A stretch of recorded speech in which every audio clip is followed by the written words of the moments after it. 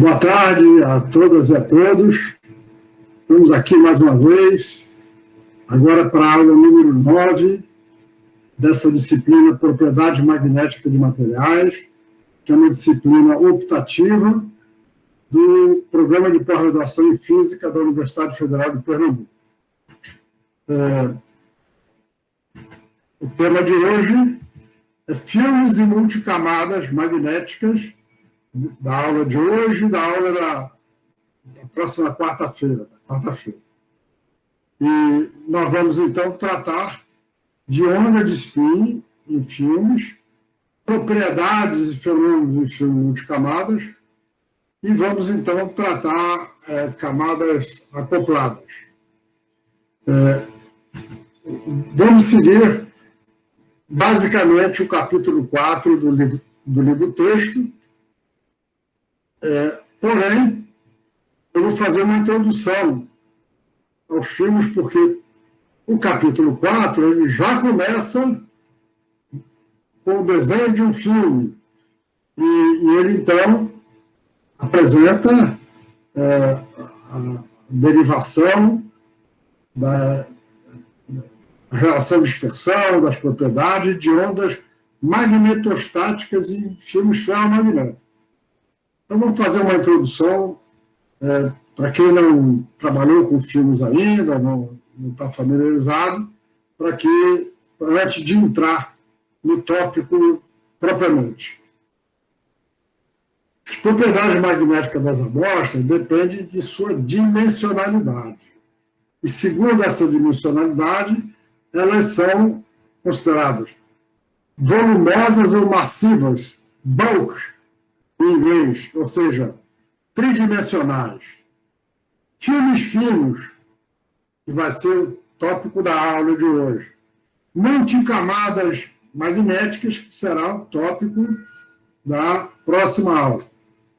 Não vamos falar em nanofios aqui, nem em sistemas granulares ou nanopoltos, que é um tema de trabalho em nanomagnetismo. Agora, o nanomagnetismo também inclui filmes de espessuras nanométricas e multicamadas. E só para situar a escala nano, como vocês sabem, os átomos têm uma dimensão de angstrom, alguns angstrom. E alguns angstrom, uma fração de nanômetro. O angstrom é 10 a menos 10 metros, o nanômetro é 10 a menos 9 metros. Então, os átomos estão aqui. Se aproximando de um nanômetro, estão pequenas moléculas. Por exemplo, a molécula de água, H2O, é pequena, só tem 3 átomos, ela tem uma dimensão da ordem de 1 nanômetro. Entre 1 e 10 nanômetros, nós temos os lipídios e as proteínas. Entre 10 e 100 nanômetros, nós temos o ribossome e nós temos os vírus. Os vírus vão mais ou menos de 30 a 100 nanômetros. Esse vírus desgraçado que está atrapalhando a nossa vida, o SARS-CoV-2, ele tem uma dimensão dessa ordem, 50 nanômetros, uma coisa assim. Muito pequeno, mas o suficiente para causar esta enorme confusão que nós estamos vendo hoje, essa pandemia. Um pouco acima de 100 nanômetros, nós temos as menores bactérias, e aí, então, nós vamos para mitocôndrias, a maioria das bactérias, e vamos também para as células dos animais e as células dos animais das plantas. Eles têm dimensões entre 10 micrômetros e 100 micrômetros. Ou seja, nós vamos estar tratando aqui de filmes de espessuras de alguns nanômetros. E, naturalmente, com 1 milímetro, nós temos os ovos de sapo, com alguns centímetros os ovos de galinha. Aí nós temos o tamanho dos músculos e aqui a altura do ser humano.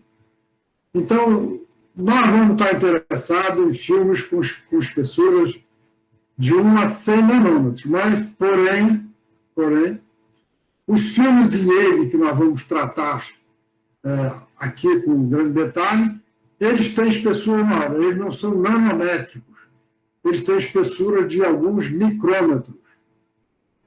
Trabalha-se hoje com filme de Yale de espessura de alguns micrômetros, mas também com espessuras da ordem de algumas dezenas de nanômetros. E por que o nanomagnetismo é diferente do magnetismo macroscópico? Primeiro que há a maior proporção de átomos superficiais. Vou mostrar daqui a pouco. Depois, a presença de fronteiras e interfaces tem um papel muito importante. Os átomos passam a ter um número reduzido de vizinhos, principalmente os das superfícies.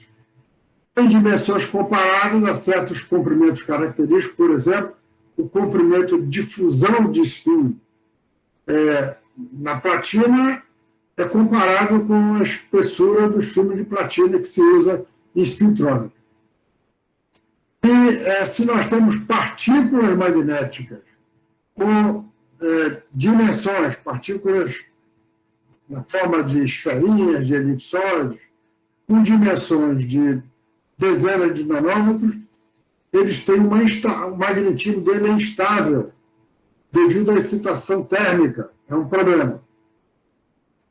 A proporção de átomos na superfície em relação ao volume é muito clara nessas contas fáceis de fazer. Se nós tivermos um cubo com 5 átomos em cada aresta,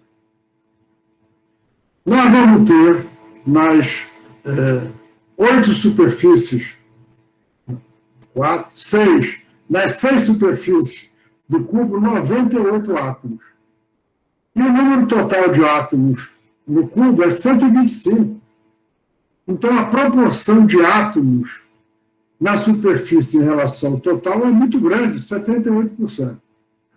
Se nós tivermos um cubo com 10 átomos em cada aresta, nós vamos ter, na superfície, 488 átomos, no volume total, 1.000 átomos. A proporção cai para 48. E assim por diante, à medida que o cubo vai ficando mais massivo, se nós tivermos 1.000 átomos em cada aresta, nós vamos ter 6 milhões de átomos nas superfícies e vamos ter 1 bilhão de átomos no total. A proporção, portanto, é muito pequena. Essa conta sempre mostra como a superfície fica importante quando as dimensões do material diminuem. E as faces e interfaces também têm um grande efeito nas vizinhanças do átomo. Um átomo que esteja aqui, digamos, enterrado na última camada, ele tem 8 vizinhos. Se ele estiver acima, isolado da última camada, aí chama adátomo, ele tem 4. Se ele estiver num canto aqui, ele tem 6. Aqui ele tem 5, aqui tem 7. Então, átomos importantes que estejam nas faces, nas interfaces, eles têm propriedade diferente do que se eles estiverem no interior do material.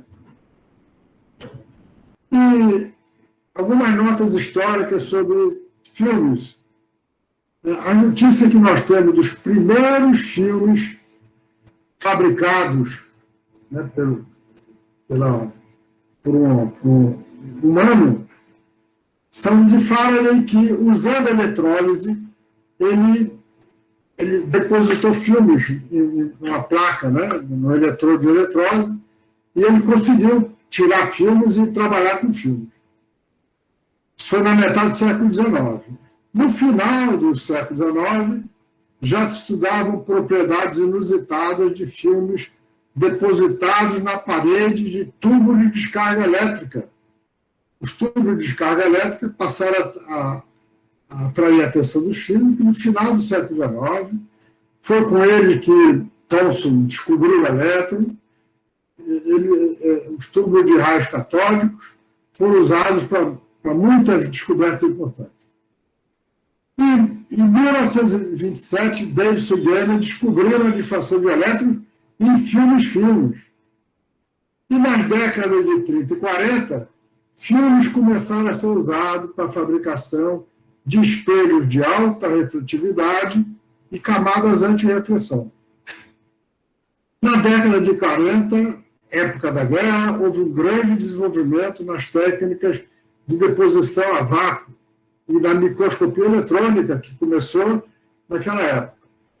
Na década de 1950, houve, então, uma disseminação na indústria de tecnologia de deposição eletrolítica de filmes metálicos. A deposição eletrolítica passou a ser usada para muitas aplicações na indústria. Na década de 60, começaram as aplicações na indústria de semicondutores, agora já usando técnica de ultravácuo, técnica de análise in situ, técnica de estudo de superfície, UG, LID, microscopia eletrônica de varredura, de transmissão e ESCA. Na década de 70, as heteroestruturas viabilizaram laser semicondutor. Na década de 70 e 80, começou então a haver um grande interesse científico em multicamadas e superredes de semicondutores. Aí então a comunidade de magnetismo despertou para isso. Em 1975, Julier descobriu o efeito túnel magnético. Na década de 80, os físicos começaram a fabricar filmes em multicamadas magnéticas e a descobrir fenômenos. Vou mostrar na próxima aula como Greenberg estudou tricamadas magnéticas no começo da década de 80 e caminhou para descobrir a interação entre camadas. O marco importante foi em 1988, com a descoberta da magnetorresistência gigante, independentemente por Greenberg e Ferk. Na década de 1990, houve, então, um grande aumento no interesse em multicamadas magnéticas. Começo da década de 2000, a GMR começou a ser usada em cabeçotes de leitura e gravação magnética, e então, na década de 2000, a spintrônica se desenvolveu. A descoberta de efeitos Hall de spin, efeito torque de spin, spin pumping, efeito Seebeck, efeito Rasch-Bodenstein, que vão ser os tópicos da nossa última etapa, das últimas 2 semanas. E, por conta das descobertas, da importância da descoberta da GMR, em 2007, Greenberg e Ferk receberam o Prêmio Nobel de Física. Voltando um pouquinho, nós falamos que um grande impulso para o estudo de multicamadas foi feito com o desenvolvimento do laser semicondutor. Os primeiros lasers semicondutores eram laser de junção. Numa junção simples, elétrons na banda de condução recombinam com buracos na banda de valência. Isso ocorre na região de transição e eles emitem fótons. E esses lasers eram fabricados por epitaxia de fase líquida, que tem várias formas de fazer. Está aqui um desenho que foi feito por Caio, que está nos assistindo aqui. Esse também foi feito por Caio.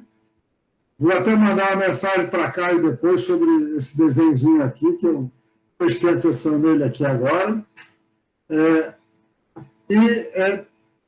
O laser funciona quando a corrente ultrapassa um valor crítico. Isso aqui é a potência do laser em função da corrente.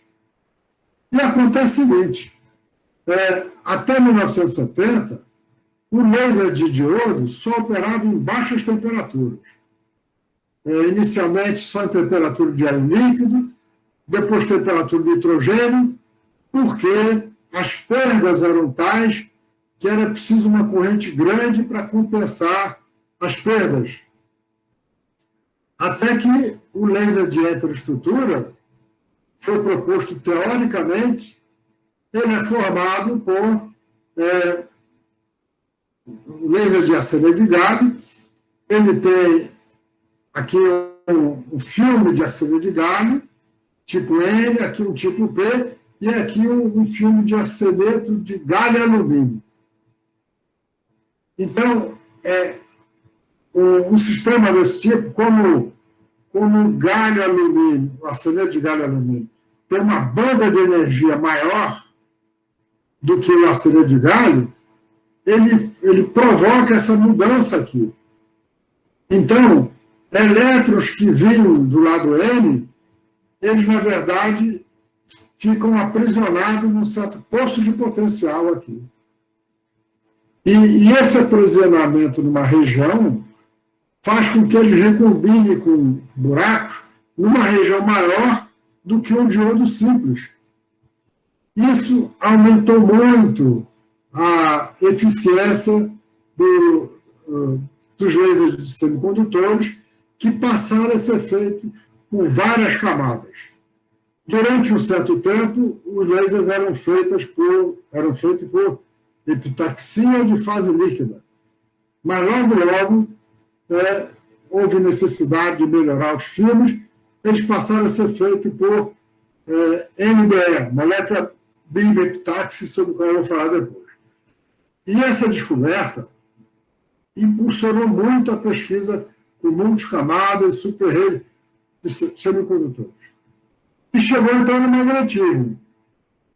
Tem um paper do Samuel Bader, publicado no Reviews of Modern Physics, 2006, não é tão novo, mas oportunidades em nanomagnetismo. Então, eles falavam, então, em grandes desafios do nanomagnetismo, e aqui um conjunto de possibilidades, o transistor de spin, com ganho,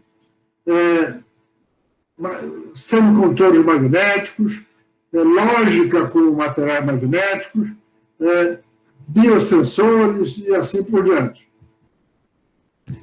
E o fato é que as multicamadas magnéticas entraram em cena. Aqui um desenho de uma multicamada que eu já mostrei para vocês, formada por camadas magnéticas, são essas vermelhas, e entre elas camadas metálicas não magnéticas.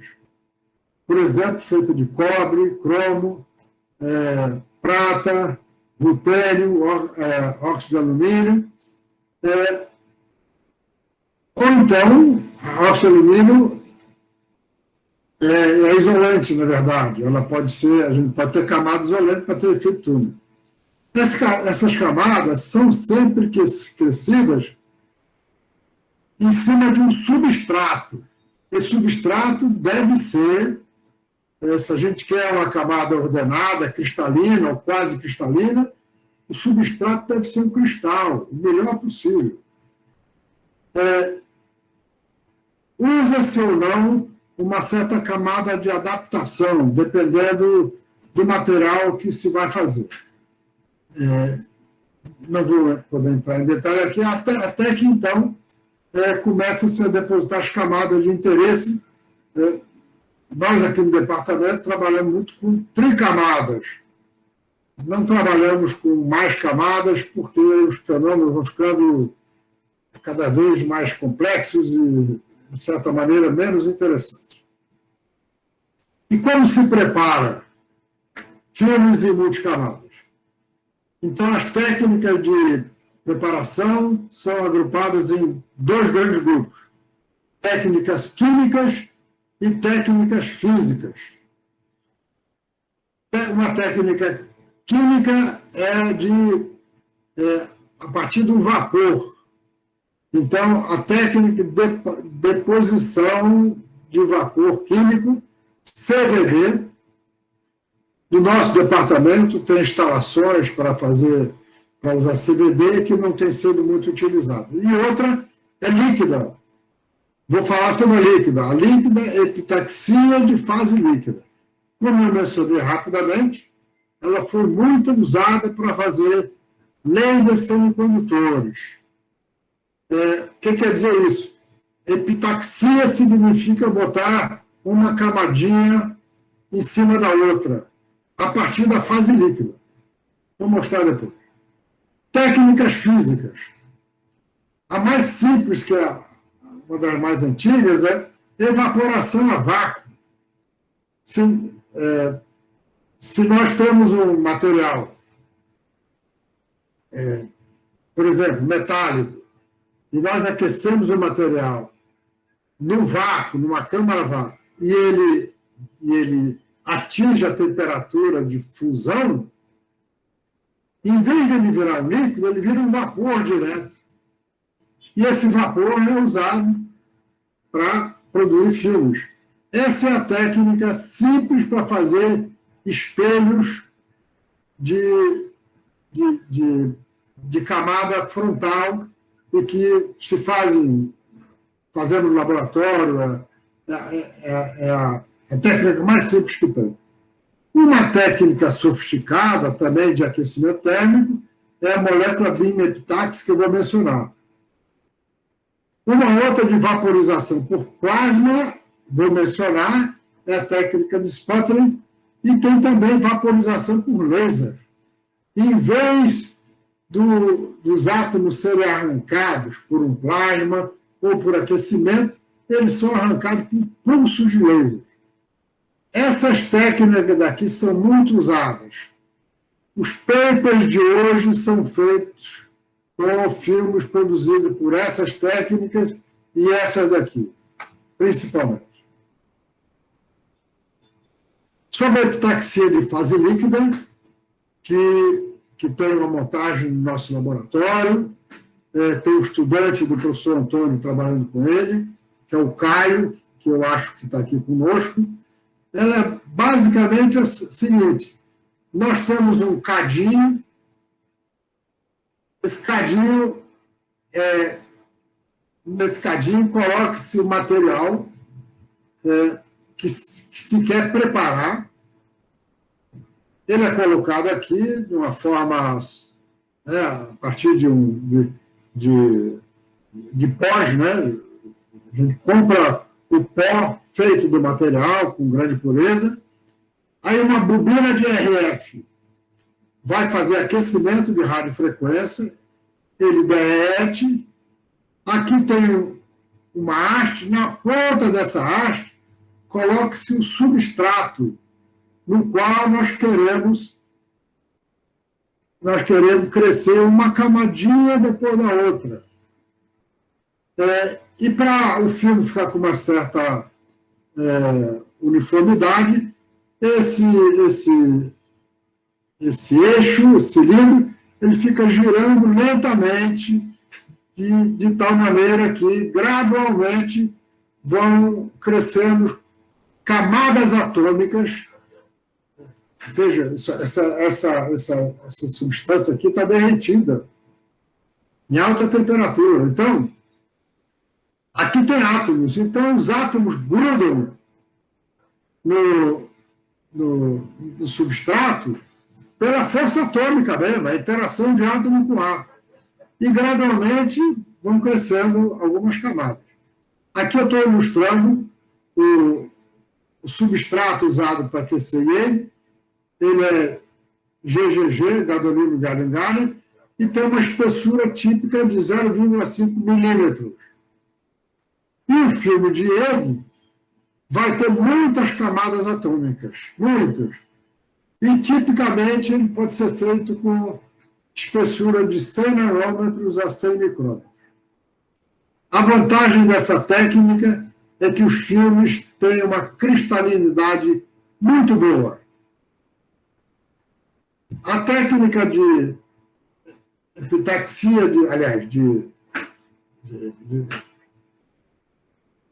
epitaxia de feixe molecular, tá certo.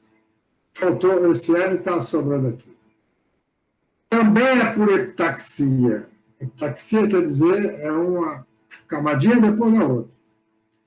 Só que o filme, só que o material que vai para o filme, ele se torna vapor por aquecimento.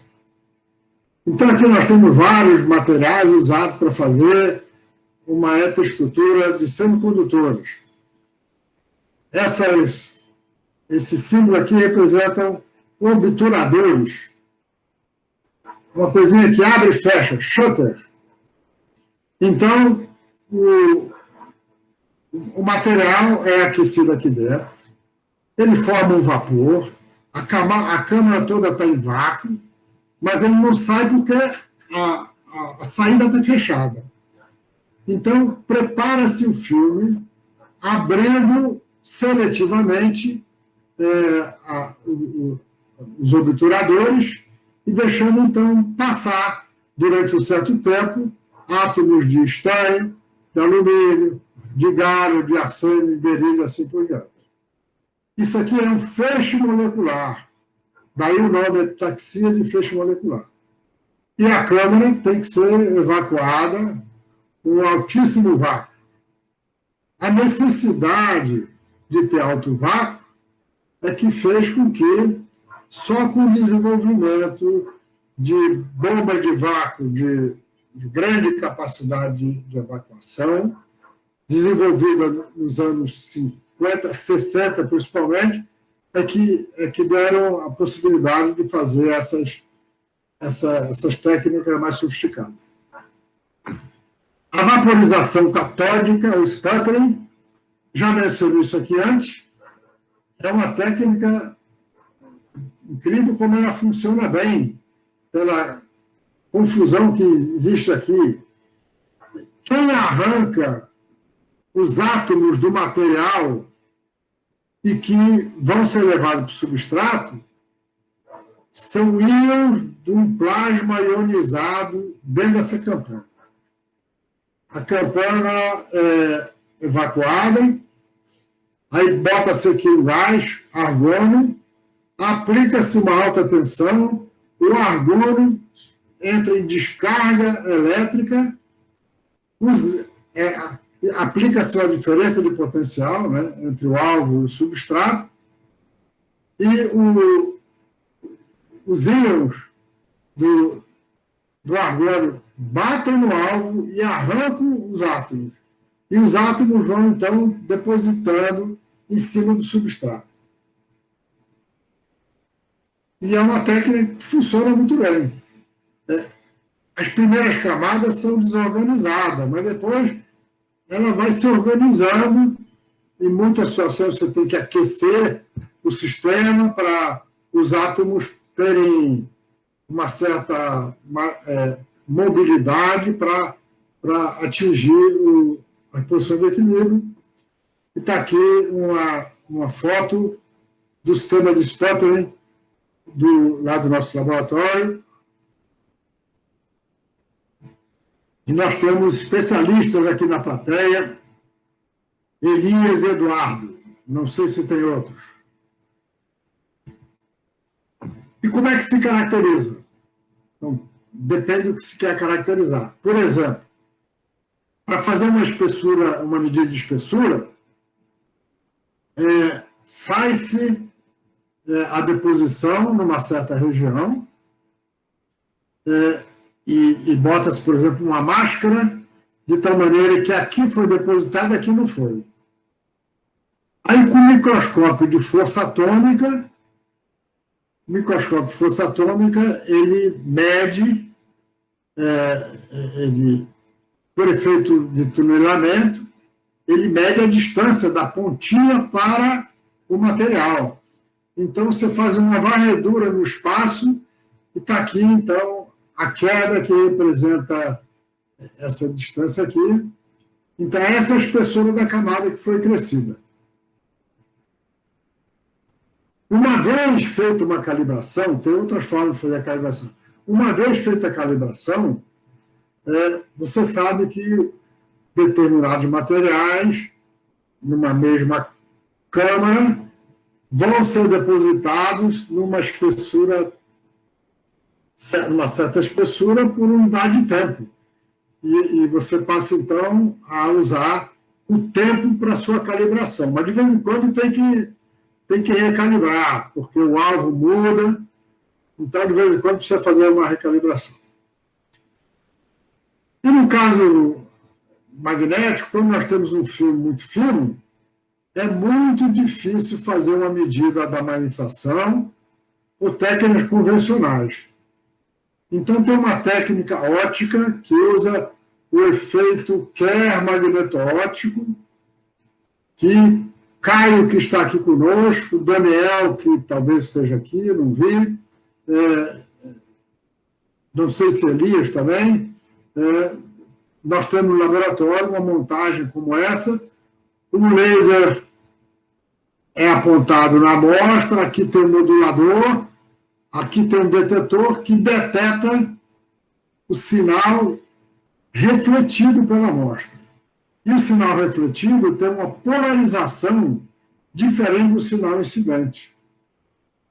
E essa polarização dá informação sobre a magnetização. Então, aqui está a curva de esterese de um filme de permalloy com 122 nanômetros de espessura. É 122 ângstrom de espessura. É 12,2 nanômetros. É um filme relativamente fino. E vejam que a medida é bastante boa. A magnetização dá um salto. Aqui a gente mede, então, o campo coercitivo e assim por diante. A técnica de espalhamento de luz, eu já falei nela aqui. Não vou, então, usar mais aqui. E tem uma coisa que nós não temos no nosso laboratório. É o seguinte, os sistemas mais sofisticados, eles têm uma câmara de preparação. E eles têm câmaras diversas. Câmara para, por exemplo, essa aqui é uma câmara para fazer medida com microscópio de tunelamento.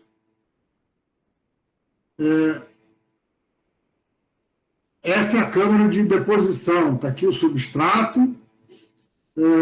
Está aqui, então, a deposição feita por uma técnica qualquer. É possível, na câmara, já ter medidas de Higgs, por exemplo, que é uma das medidas para caracterizar, mas não é possível botar na câmara de fabricação certas medidas. Então, o que se faz? A amostra, uma vez preparada aqui, ela é transferida, aqui tem uma válvula que transfere para uma outra câmara de transferência, e dessa câmara é levada a uma outra câmara, onde tem análise de superfície, usando diversas técnicas. Por que é preciso dessa câmara? Porque é preciso que as várias câmaras estejam na mesma pressão, para a gente, quando abrir uma válvula aqui e deixar passar um carrinho que tem a amostra, não haver um desequilíbrio. Então, a amostra passeia aqui dentro. E tem aqui, então, um sistema sofisticado do Instituto Max Planck, em Halle, onde tem aqui a câmara de preparação. Essa é a câmara de preparação com deposição por laser, PLD. Mas também pode fazer deposição térmica. E daqui ela vai para uma câmara de distribuição, que pode levar para uma câmara que tem medida MOOC, uma outra de análise, diversas, uma outra para espalhamento, para microscopia de transmissão, uma outra para fazer oxidação.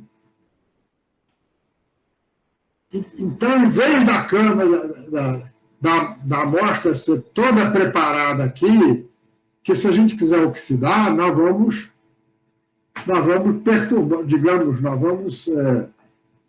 podemos contaminar essa câmara. Então, a amostra passeia por aqui. Daqui é uma fotografia que eu mesmo bati em 2016, quando visitei o laboratório de Halley, onde está atualmente Stuart Parkin, que é um físico que deu contribuições importantes para essa área, visitou Recife 2 vezes, esteve no nosso laboratório. Parkin hoje é diretor desse Instituto Max Planck, e eu visitei há uns 4 anos. Então, veja a sofisticação envolvida em termos de montagens, em termos de equipamentos diversos de controle. Bem, vocês então já têm uma ideia de como podemos fabricar filmes. Como eu falei, os melhores filmes de Higgs têm dimensões da ordem de micrômetros e são feitos por LPE.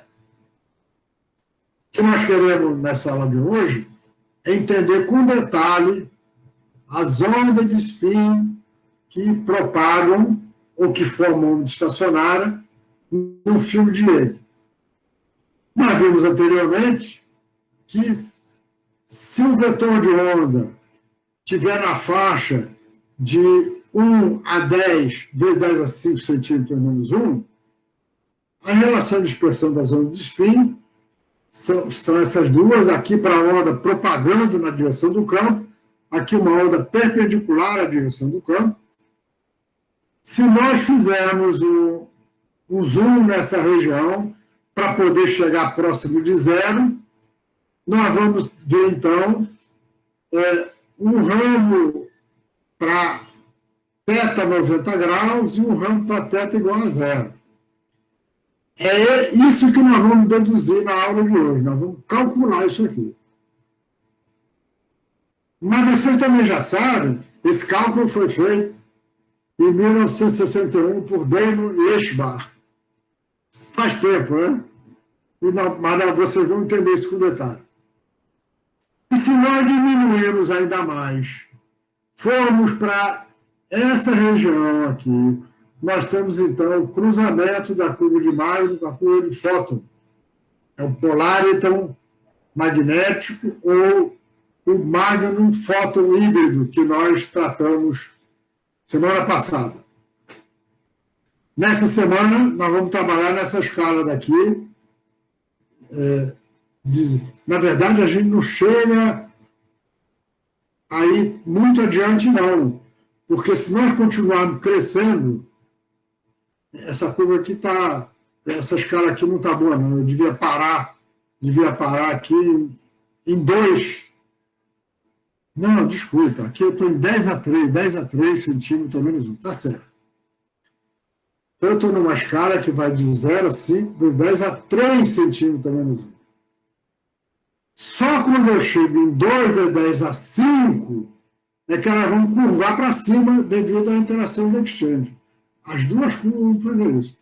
Não só as duas, lembre que aqui no meio, para cada θ intermediário, nós temos uma curva diferente. Então, nós vamos considerar que nós temos um campo magnético na direção Z, do eixo de coordenadas, EX.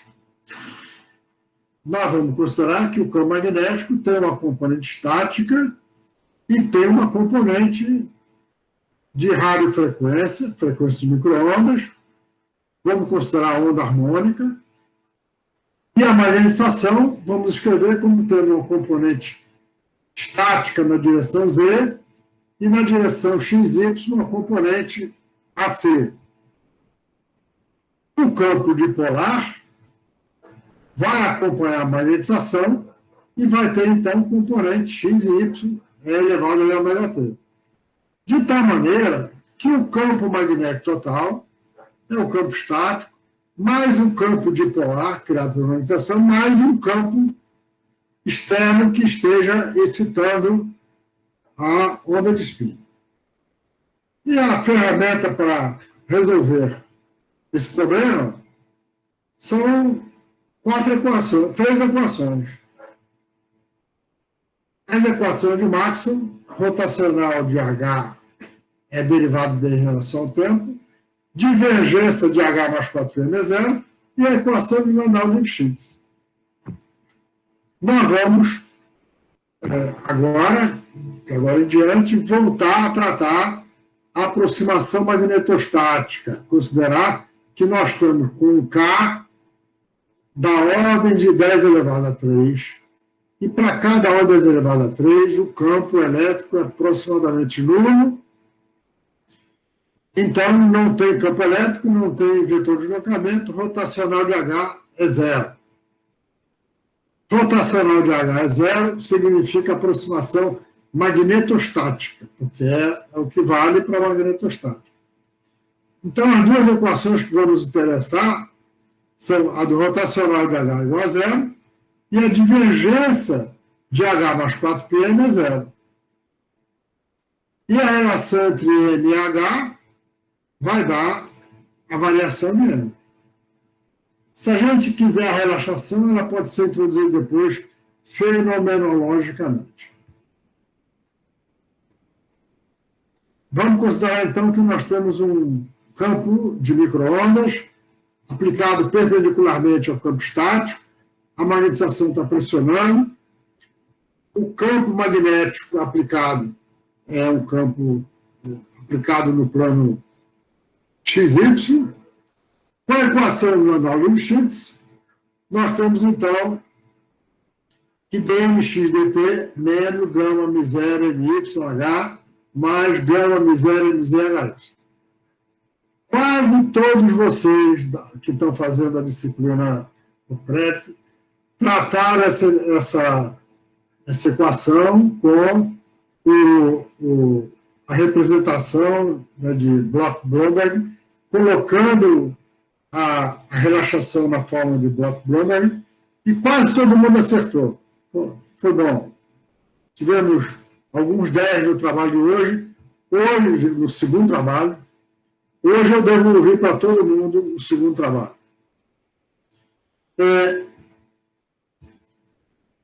E para solução em regime estacionário, como já sabem, nós vamos tentar essas duas equações, ômega zero é a frequência de ressonância. Então, aqui as equações, e nós relacionamos, então, a magnetização com o campo magnético pelo tensor suscetibilidade de RF. Mas nós vamos, tá aqui as expressões para o tensor suscetibilidade, os elementos do tensor, como eu falei, entenderam isso já, como demonstraram no trabalho de casa.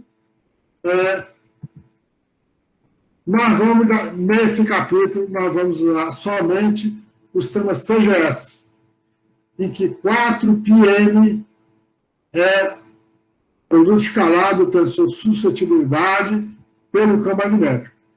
Mas vamos fazer uma coisa, vamos passar a trabalhar em 3 dimensões. Então, em vez de considerar apenas as componentes x e y, vamos botar componente z aqui também, e nós vamos escrever eles de tal maneira que esse kappa é o Ki XX. Vocês já sabem que Ki XY é imaginário. Então, nós vamos escrever isso aqui já como menos I nu. Então, o kappa é a componente XX do tensor suscetibilidade e o nu que multiplica menos I é a componente de fora da diagonal. E o tensor, na verdade, tem que ter os elementos de fora da diagonal complexos conjugados. Como o ômega zero é gama m0h, nós vamos passar a representá-lo por ômega h. E ômega h é gama hz. tem razões para usar o ômega H, porque a gente tende a atribuir a ômega 0 um valor constante, enquanto esse ômega H, ele como o nome, como está claro aqui, ele proporcional ao campo magnético, não é uma constante, é uma variável. Então, nós vamos trabalhar com esse tensor suscetibilidade. Então, temos a equação de Maxwell rotacional de H igual a zero. Nós vamos introduzir o potencial magnético. Ele vai facilitar muito resolver o problema do filme, como vocês vão ver. Então, a equação de Maxwell, divergência de H mais 4πm igual a zero, vai dar essa equação, divergência de H mais 4π divergência de m é igual a zero. Se nós, então, substituirmos H por menos o gradiente de potencial, eu obtenho uma equação para o potencial, mas está faltando alguma coisa aqui, naturalmente. Mas aí, nós podemos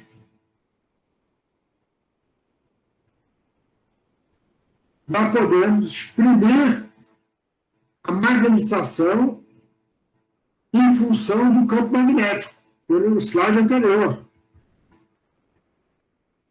Aqui a magnetização é proporcional ao campo magnético, e tem aqui o tensor suscetibilidade. Então, se nós substituirmos o M, a divergência de M, pela divergência de H, e escrevo que H é gradiente de φ, nós chegamos a uma equação somente para φ. Olha que equação interessante. Essa equação foi deduzida a primeira vez na década de 1950 por Larry Walker e é chamada equação de Walker. Se eu tiver um material não magnético, por exemplo, o ar, se eu tiver o ar, o kappa é igual a 1, zero. Kappa é zero. O N não se relaciona com H. E essa equação se reduz à equação de Laplace.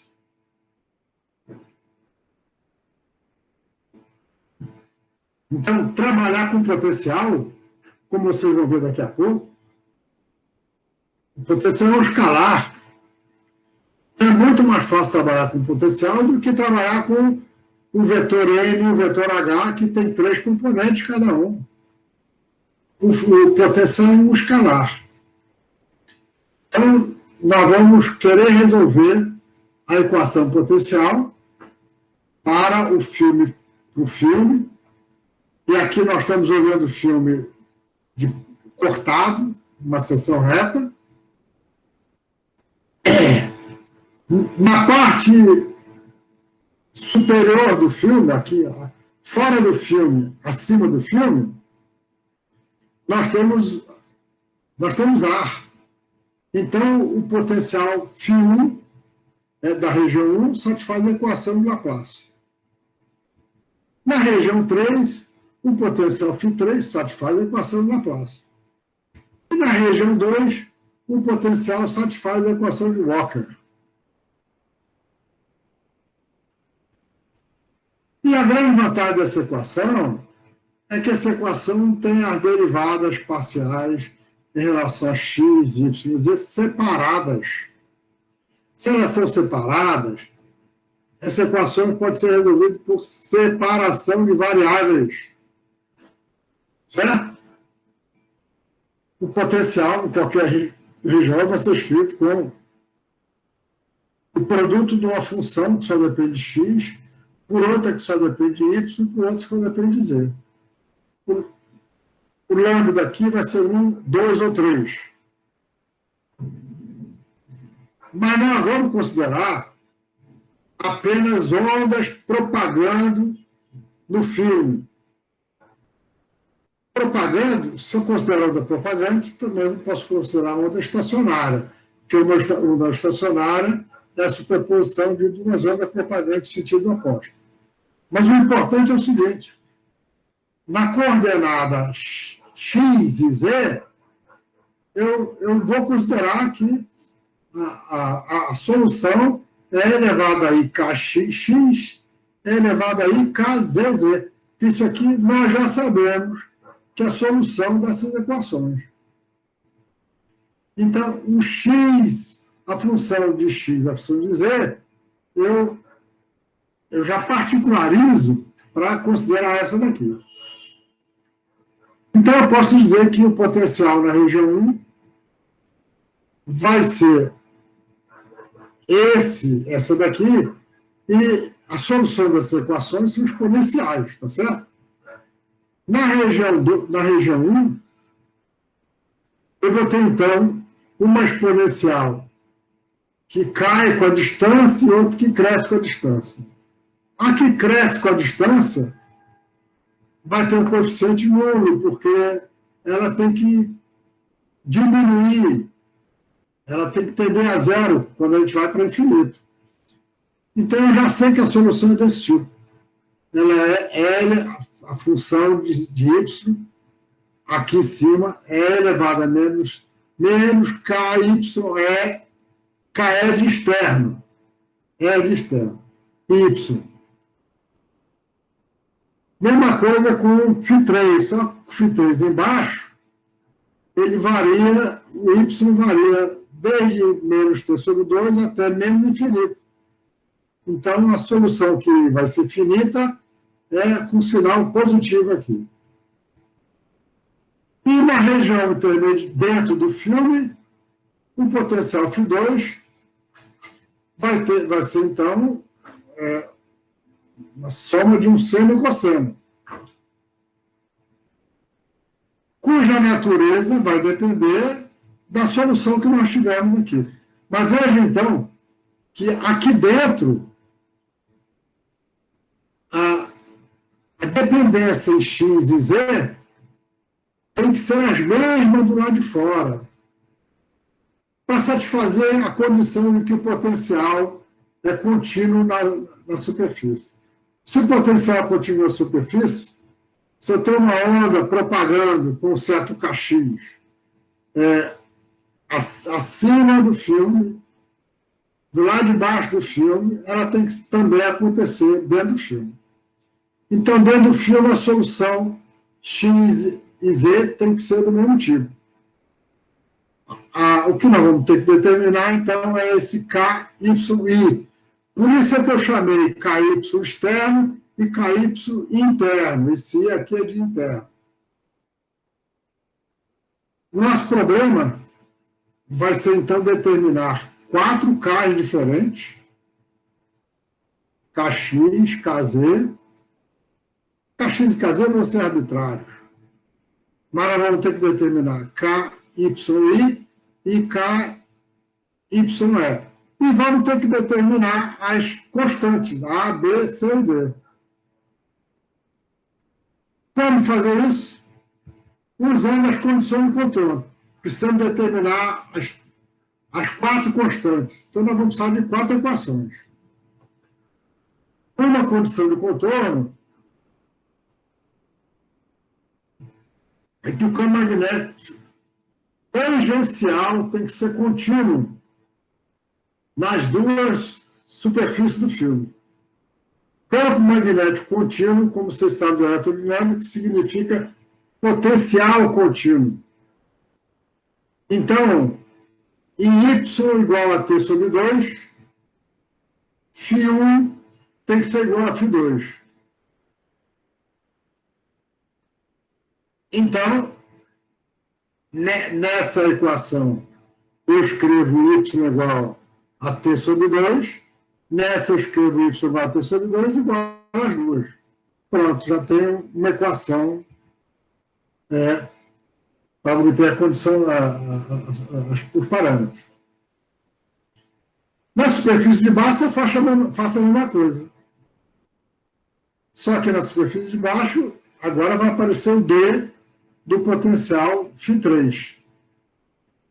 Pronto, já temos 2 equações. Só faltam 2. As outras 2 vêm que o campo B normal tem que ser contínuo nas duas superfícies.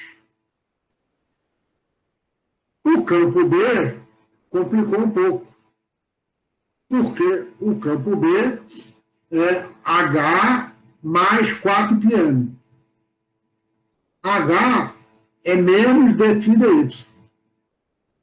E aqui tem o 4πmy. Então, eu também tenho que exprimir o m em termos do potencial.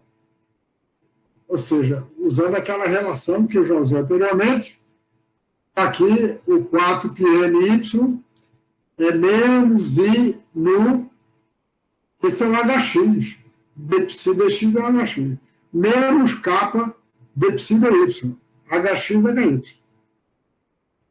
Mas com isso eu tenho também o campo B em termos somente do potencial. E em y igual a t sobre 2, nós igualamos o campo, o B normal de fora com o B normal de dentro. A equação ficou maior agora, porque agora nós temos mais dois termos. E faça a mesma coisa para a superfície de baixo.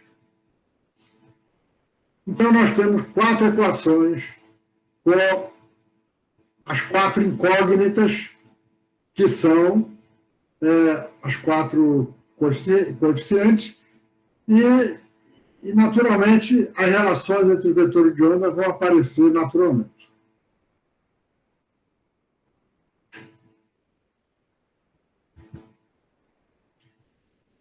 Essas 4 equações estão escritas aqui agora de uma maneira matricial. E para simplificar a notação, esse seno é seno de KYI T sobre 2. E o cosseno é o cosseno desse argumento. Então, aquelas 4 equações estão escritas aqui, na forma matricial. Então, aqui os 4 coeficientes, A, B, C, D. E estão aqui as 4 equações.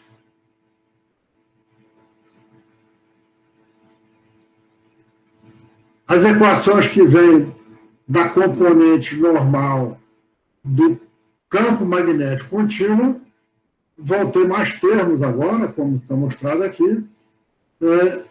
E o que nós temos que fazer, então, é achar isso aqui é uma equação secular, tem que igualar a zero o determinante dessa matriz, e igualando a zero, nós chegamos a uma equação pura.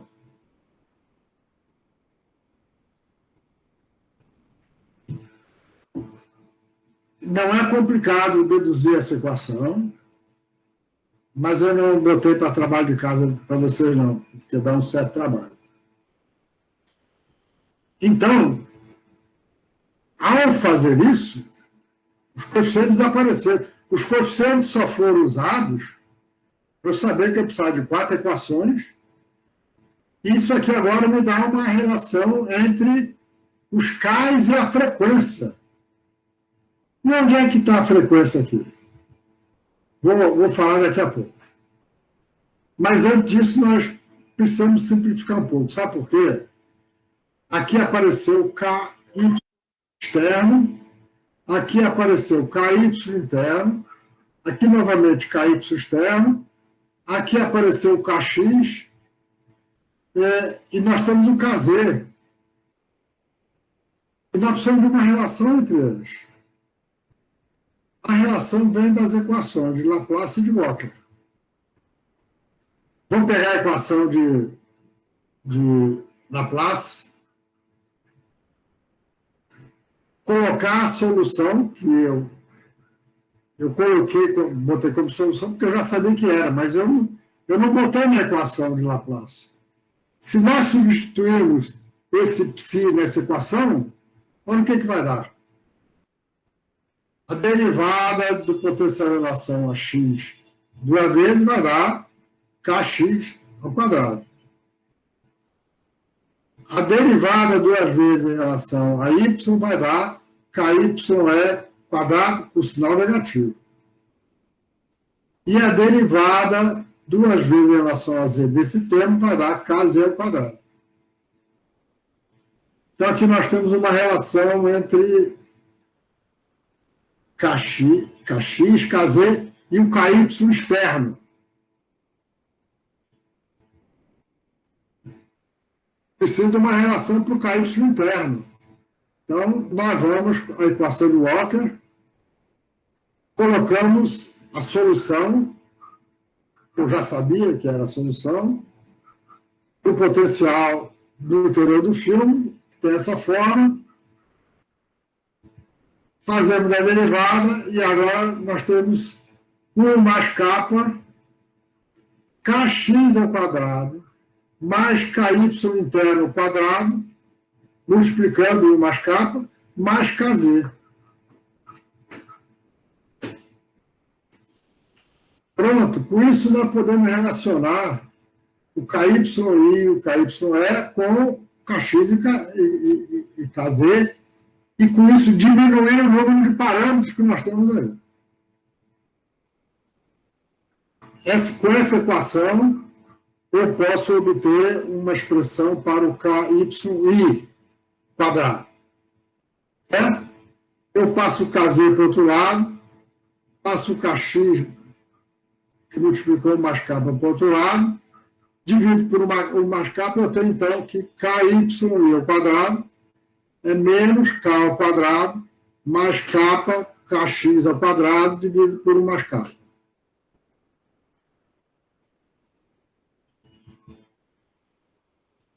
E vamos, onde esse K ao quadrado, está aqui a definição dele, ele é kx ao quadrado mais kz ao quadrado. O K é o módulo do vetor de onda no plano, que para nós o vetor de onda está no plano. Esse vetor de onda tem um módulo que é K e tem um ângulo que eu chamei de θ. Mas com isso apareceu esse K daqui. Estou repetindo. Essa é a relação de expressão. Essa é a expressão, o ky interno ao quadrado. O vetor de onda no plano tem o módulo K e tem um ângulo θK com o campo magnético. E, portanto, seno de θK é kx sobre K. Aí nós vamos definir um novo parâmetro, delta. Vamos definir delta como sendo 1 mais K, kappa seno de θ ao quadrado, dividido por 1 mais kappa. Vejam que aqui tem ky externo, aqui tem ky externo, aqui tem kx. Eu quero exprimir um deles, pelo menos, em termos de K e de θ. Ao introduzir esse delta, o ky ficou com uma expressão simples. Ele é o K, módulo do vetor de onda, raiz quadrada de menos delta, raiz quadrada de menos delta. Delta é esse parâmetro aqui. Para nós simplificarmos essa equação, já tínhamos escrito essa relação, e a partir disso, então, nós temos a relação de dispersão geral para onda de spin magnetostática no filme. Qualquer filme. Fino, grosso, de qualquer material. Isolante, metálico. Essa é a relação de dispersão deduzida por Bannon e Eschbach. Então, 1 mais 2 que multiplica 1 mais kappa. Kappa depende da frequência. Raiz quadrada de menos delta. Delta depende da frequência, porque o kappa está aqui, mas também depende do ângulo. E também, depende de 1 mais kappa. Cotangente de tudo isso aqui, K, T a espessura do filme. Eita, faltou escrever aqui a espessura do filme. T a espessura do filme. Vou botar no slide depois. Raiz quadrada de menos delta, é cotangente tudo isso. Mais delta que multiplica 1 mais kappa ao quadrado, menos nu ao quadrado, seno ao quadrado de θ.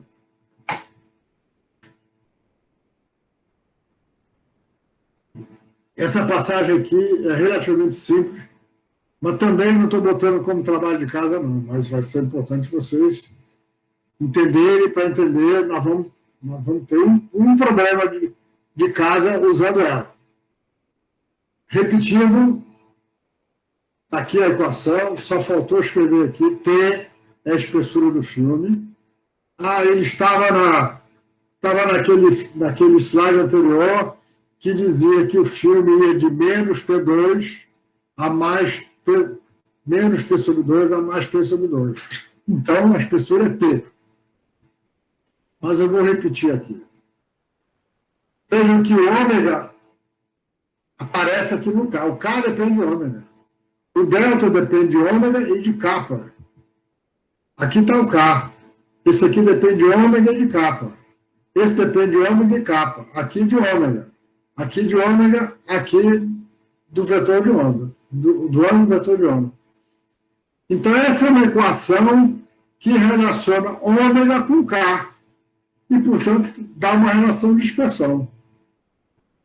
O problema é que ela é uma relação de dispersão explícita.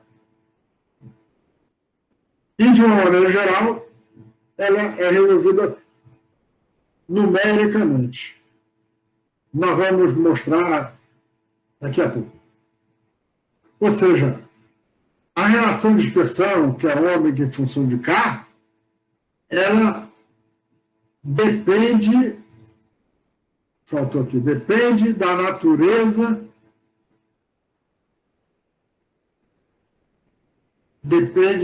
da natureza, do modo de onda de spin e depende da direção.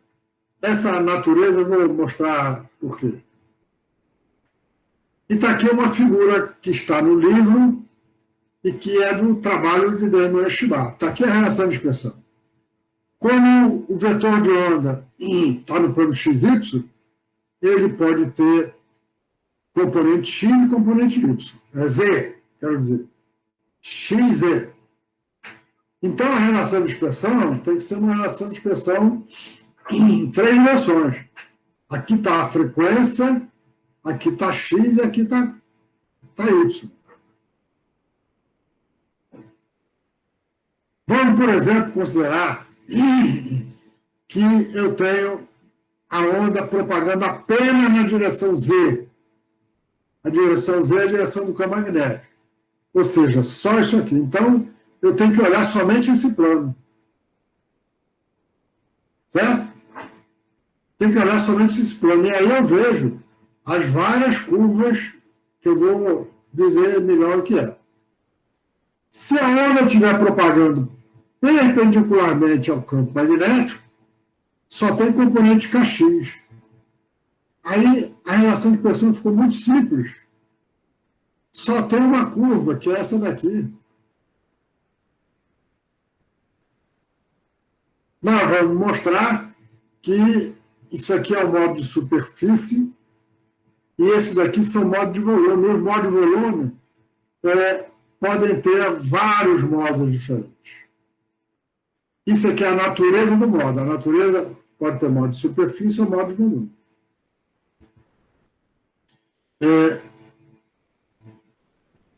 Em filmes com dimensões laterais infinitas, Kx e Kz podem ter quaisquer valores.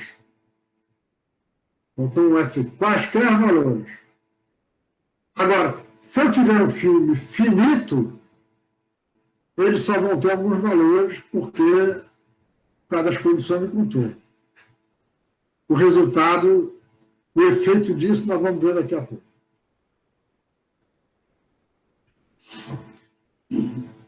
Então, novamente, a mesma relação de dispersão. Eu repeti, porque agora nós vamos ver o que acontece com os modos de volume. Os modos de volume são os modos que têm frequência entre ômega H é gama ômega. E esse valor aqui, que é raiz quadrada de ômega H, que multiplica ômega H mais ômega N. Se vocês lembrarem, fizeram no trabalho de casa, no segundo trabalho de casa, isso aqui é a expressão da frequência de uma onda de spin no filme fino. Aliás, de FDR no filme fino. Eu estou tratando do filme fino. Então, K igual a zero, esse ponto aqui está em K igual a zero. K igual a zero é o FDR, a ressonância ferromagnética no filme fino. E a frequência da ressonância ferromagnética no filme fino é essa daqui. Raiz quadrada de H, que multiplica H mais 4πm. Então, modos que têm frequência abaixo dessa e acima de ômega H são modos de volume. O que diferencia ele? O que diferencia é que nessa região, 1 mais K é menor do que zero. Isso vai ser o trabalho de casa, um dos trabalhos de casa de vocês. Dá para mostrar, sem nenhum problema, que nessa região 1 mais K é menor do que zero. Se 1 mais K for menor do que zero, o delta vai ser negativo. E se o delta for negativo, a raiz quadrada de menos delta vai ser um número real. Então, o menos delta vai ser um número real. E, portanto, ele vai descomplicar as coisas e ele vai dar soluções reais, que são o modo de volume. Delta é menor do que zero e, portanto, como eu falei, esses termos vão dar reais. O KYI, que é K, que multiplica a raiz quadrada de menos delta, é real. Então, o cosseno de KYI vai ser vezes x, vezes y, vai ser um cosseno real. Então, o potencial do interior do filme vai ter os componentes de onda e lá dentro ele vai ter seno de KYI, y, cosseno de KYI, y. Veja, então, na espessura do filme, eu tenho senos e cossenos. Então, eu vou ter vários modos aqui, certo? Porque esse KY interno, se ele for um número pequeno, eu vou ter pequena variação. Se ele for um número grande, ele vai variar muito. Esses são os modos de volume. Por isso é que nessa região a gente tem vários modos, porque corresponde, então, a diferentes soluções para KYI. Essas diferentes soluções vão dar modos diferentes.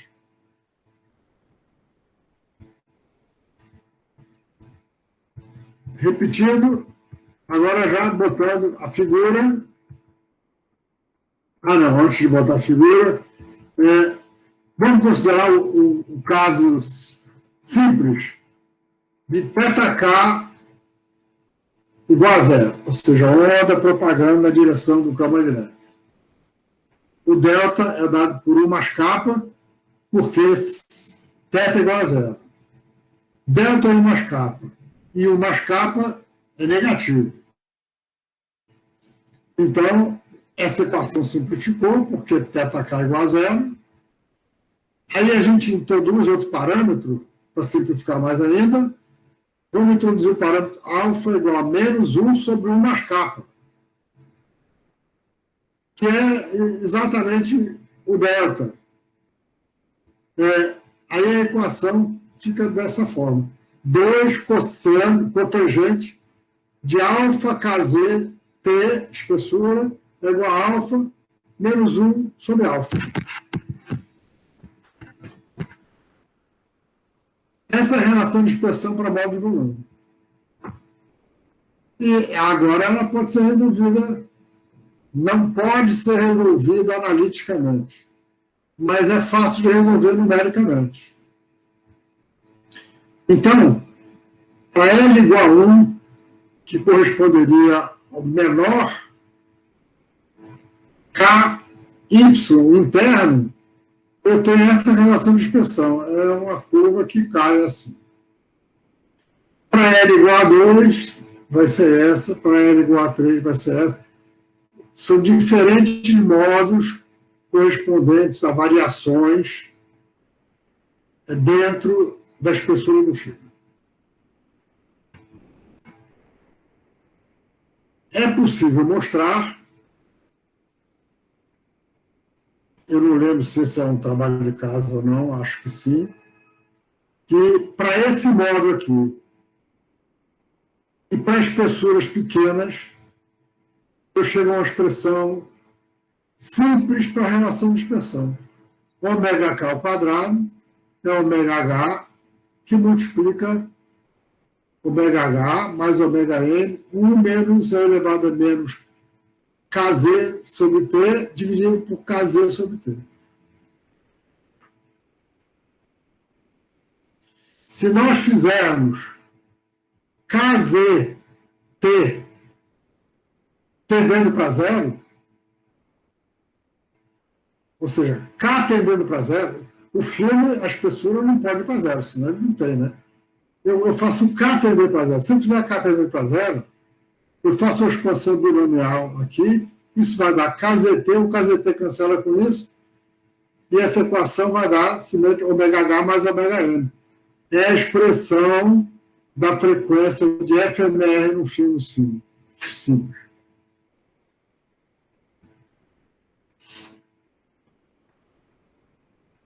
Então, está aqui repetindo aquela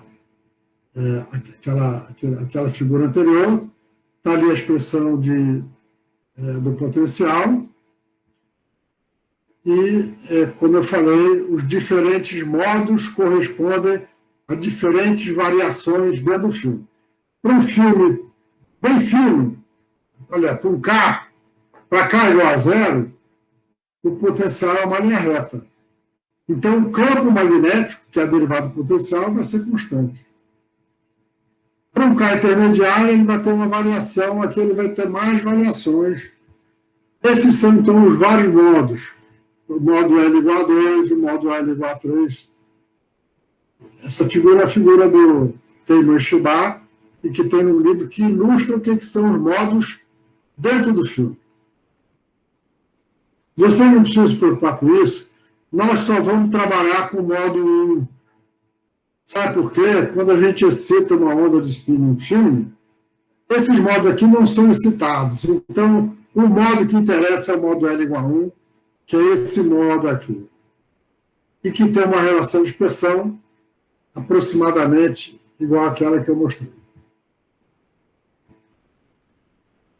E o modo de superfície?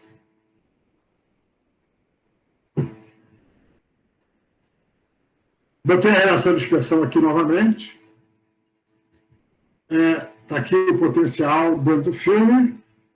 Está aqui o KY, está aqui o KY interno. Nessa região aqui, em que a frequência é maior do que raiz quadrada de ômega H, que multiplica ômega H mais ômega N, e menor do que ômega H mais ômega N sobre 2, que é esse limite aqui, o mais K é maior do que zero. E se o mais K é maior do que zero, o KY interno, que é K, que multiplica a raiz quadrada de menos delta, vai ser imaginário. Então, o K é imaginário. Então, aquele cosseno e aquele seno que estão lá dentro vão virar exponenciais, caindo. Exponencial que cai é um exponencial que cai da superfície. E por isso o modo é chamado modo de superfície, ele concentra na superfície. Vamos eliminar o caso θk π sobre 2. θk π sobre 2 significa dizer que Kz igual a zero, a onda só tem Kx.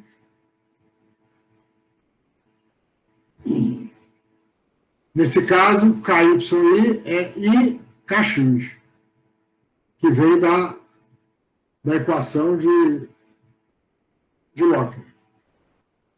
E nesse caso, o delta igual a 1, a relação de expressão vai dar essa expressão, e essa expressão dá exatamente, sem nenhuma aproximação, esta que está aqui. Ômega K ao quadrado é igual a ômega H ao quadrado, mais ômega H, ômega M, mais ômega M ao quadrado sobre 4, 1 menos a elevado a menos I, 2kxt. Veja que se nós fizermos kx igual a zero, isso aqui vai dar zero. Não, desculpa. Vai dar 1. 1 menos 1 vai dar zero.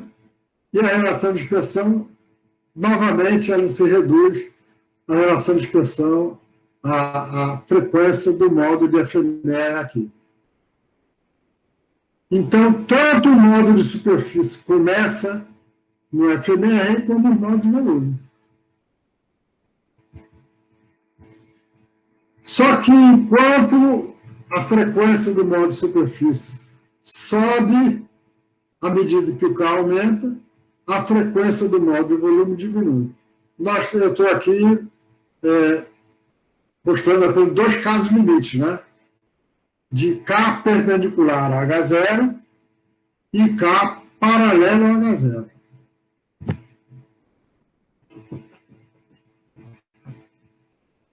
Essa linha tracejada aqui é a linha que a gente obtém com a expressão aproximada da frequência por módulo de volume.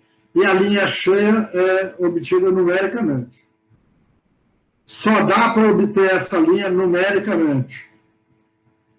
Por isso eu já falei para vocês que é muito importante vocês saberem usar ou matemática, trivial fazer com matemática, ou o Python, ou o Fortran, ou qualquer um. Olha, isso aqui é para um filme cuja espessura é 3 microns.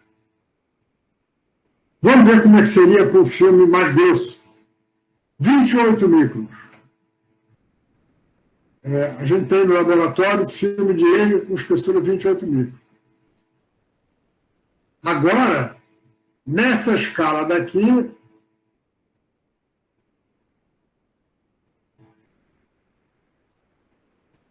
agora eu estou mostrando apenas uma escala reduzida. E mesmo numa escala reduzida, que vai de 0 a 3 vezes 10 a 3, essa curva do módulo superficial sobe rapidamente, e a do módulo de volume cai, e a discrepância da frequência aproximada com o cálculo numérico, ele ocorre já com o vetor de onda pequeno.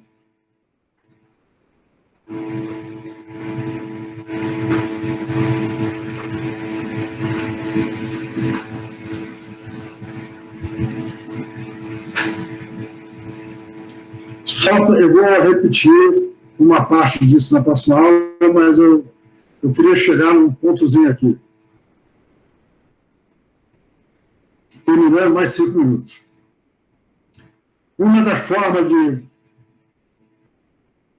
detectar essas ondas é fazendo ressonância ferromagnética. Mostrei um esquema como esse antes, um gerador de micro-ondas, joga micro-ondas para um porta-amostra, uma cavidade, onde está a amostra, ela reflete e vai para um detetor de micro-ondas, dele vai para um lock-in. Vai para um lock-in porque nós estamos usando aqui 2 bobinas de modulação para modular o campo magnético estático. E já mostrei essa figura antes. Se nós fizermos uma medida para o filme de Permalloy, nós medimos uma linha como essa, a gente não vê mais nada. Porque o filme é muito largo. Essa largura aqui é da ordem de 30 extra. Agora, se nós fizermos a medida para um filme de Yale com 28 micros, olha que figurinha bonitinha, tem várias ressonâncias. E o que são essas ressonâncias? São modos estacionários de onda de spin magnetostático. Como é isso? Veja, aqui nós estamos com o campo magnético nessa direção, essa é a direção Z, essa é a direção X. Uma onda de spin propaganda aqui, ela só chega até aqui, ela vai ter que ser refletida. Então, as ondas de spin são estacionárias em Z e também estacionárias em X.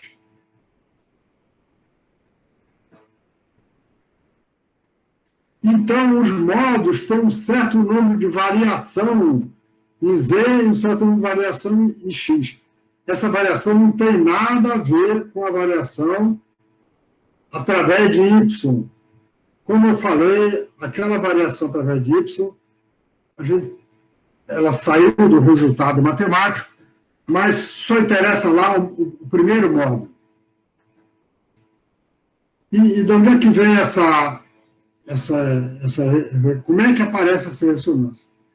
Da seguinte maneira, vamos considerar a mesma figura, e eu vou agora olhar o que acontece se eu tiver com um campo magnético nesse valor aqui. Só vou olhar esse modo.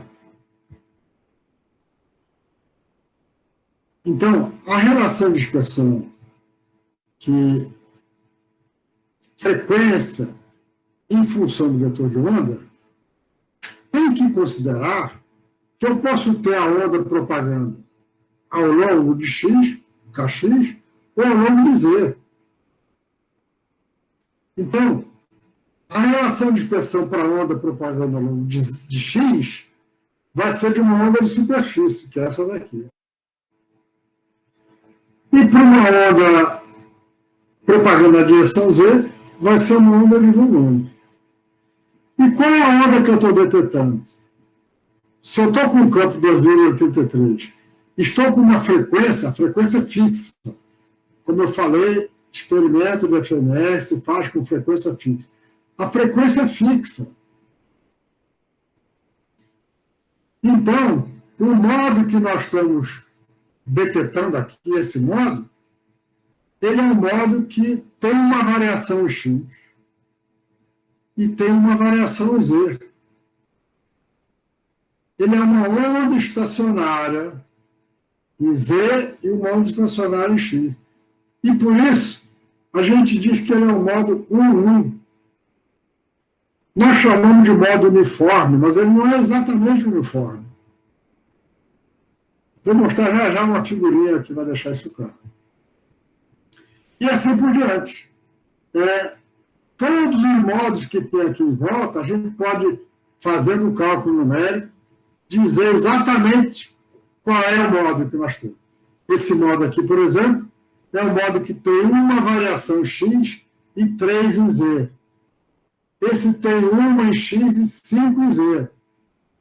Então, esses aqui são modos de volume, enquanto os modos do lado esquerdo são modos de superfície. Eu vou ter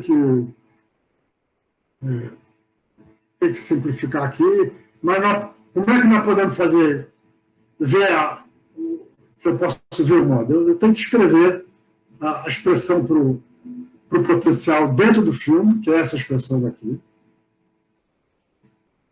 Calcular a parte real desse potencial. Nós estamos tratando de modos em que tem Kx e tem Ky, e o Kz e o Ky sai dos dois. E aí nós fazemos os cálculos são numéricos, e podemos calcular, então, o potencial para Nx igual a 1. Eu fixo Nx, mas eu considero diferentes Nzs. E eu tenho, então, Eliseu, 1, 3 e 5. E eu queria chegar a isso aqui. Esse é o último slide da aula. O módulo 1 é um modo no qual o potencial, é fácil fazer a figura do potencial. Para uma magnetização é mais complicado. O potencial, ele varia como um seno, tanto em Z quanto em X. O módulo 3, ele tem uma variação X e vai ter 3 variações em Z. Enquanto o módulo 5 tem uma variação X e tem 5 variações em Y. E é esse módulo daqui, os dois módulos. Esse é o módulo 3, esse é o módulo 5. Então, a identificação dos módulos só dá para fazer comparando com o resultado numérico. Não tem outro jeito.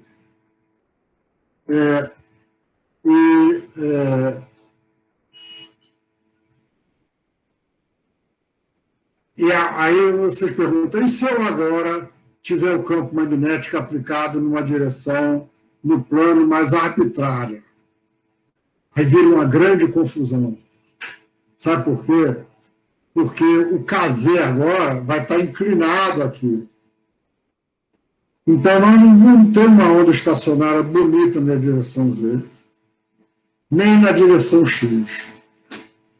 Então, os modos embaralham. Embaralha, e o pessoal que faz FMR com ele, estão aqui Elias, Cássio, Eduardo, Daniel, Caio. Por isso é que a gente, quando faz medidas,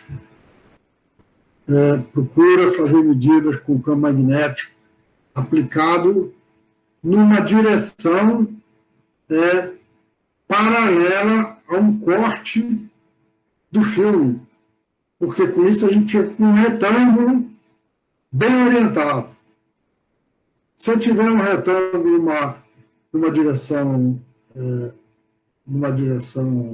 arbitrária, a interpretação é muito mais complicada.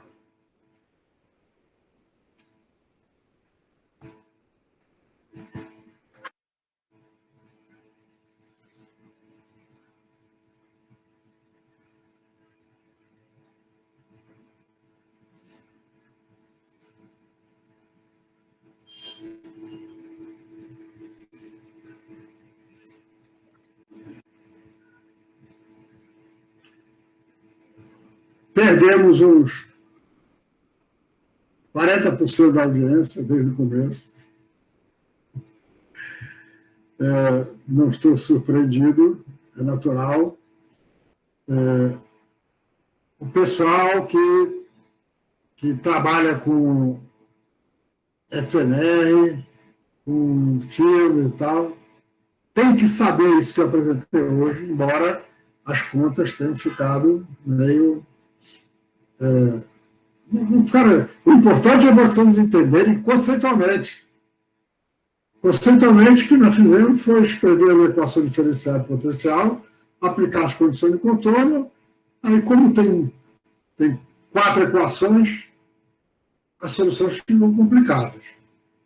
Vai ser importante aprender o conceito, por isso, alguns trabalhos de casa da próxima lista vão fazer com que vocês tenham que pegar essas relações de dispersão e trabalhar um pouquinho com elas, mas sem fazer grandes deduções. Alguém tem alguma pergunta?